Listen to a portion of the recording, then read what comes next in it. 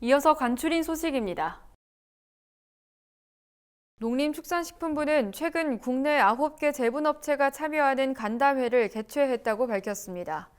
이번 간담회는 지난해 6월 시행된 밀가루 가격 안정 사업의 성과를 점검하고 올해 밀가루 시장 안정과 관련한 제분업계 의견을 수렴하기 위해 마련됐습니다. 현재 국내 밀 수급 상황은 제분업계가 최소 3개월에서 4개월의 재고를 보유하고 있어 안정적인 것으로 파악됐습니다. 농식품부는 국제 정세와 곡물 가격 등 시장 변동 요인을 지속적으로 살펴보면서 국내 시장 안정에 필요한 민관 협력을 강화해 나갈 것이라고 강조했습니다. 정부는 4월 7일까지 등유나 액화 천연가스로 난방을 하는 취약계층의 난방비 지원 신청을 받습니다. 지원 대상은 기초생활수급자나 차상위 계층 가운데 등유와 LPG 보일러를 주된 난방 수단으로 사용하는 가구입니다. 지난해 등유 바우처나 연탄 쿠폰, 긴급 복지 지원을 받았거나 가구원 전체가 보장시설에서 급여를 받는 가구는 제외됩니다. 지원 대상으로 선정되면 가구별로 59만 2천 원의 지원금을 사용할 수 있습니다. 신청은 주거지 관할 행정복지센터에 신청서를 작성해 제출하면 됩니다. 여성가족부는 지역사회 적응에 어려움을 겪는 이주 배경 청소년을 위한 지역자원 연계사업 지원 지자체를 5곳으로 확대한다고 밝혔습니다. 이에 경기 화성시와 시흥시, 경남 김해시 외에도 경기 김포시와 전북 전주시가 사업 대상에 추가됩니다.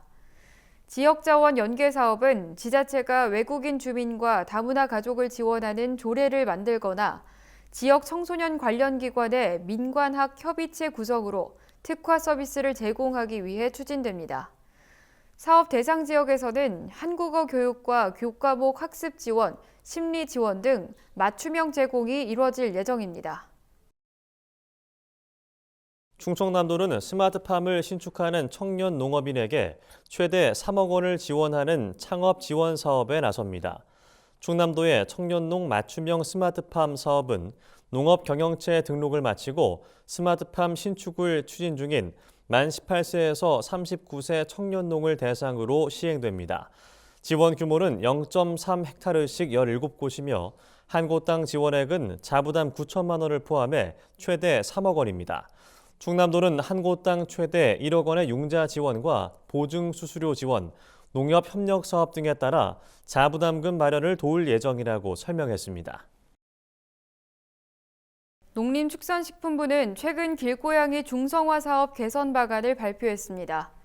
이번 개선 방안에 따라 동물보호단체와 수의사, 지자체가 참여하는 길고양이 복지 개선 협의체가 올해 상반기에 출범하게 됩니다.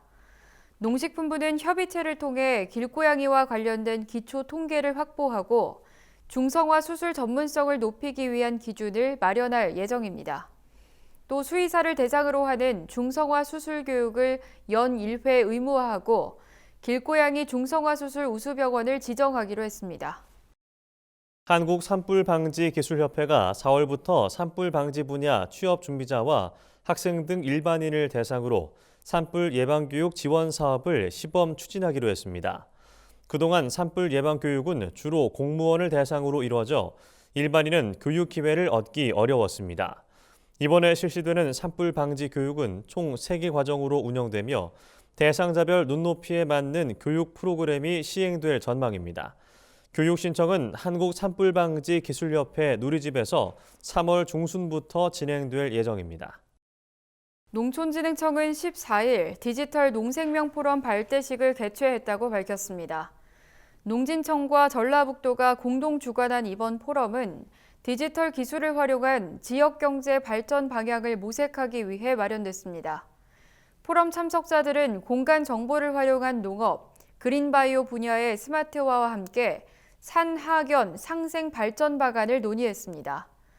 또 고령화로 인한 노동력 부족과 식량 안보 위기 등 쟁점에 대한 대응 방안에 대해서도 의견을 모았습니다.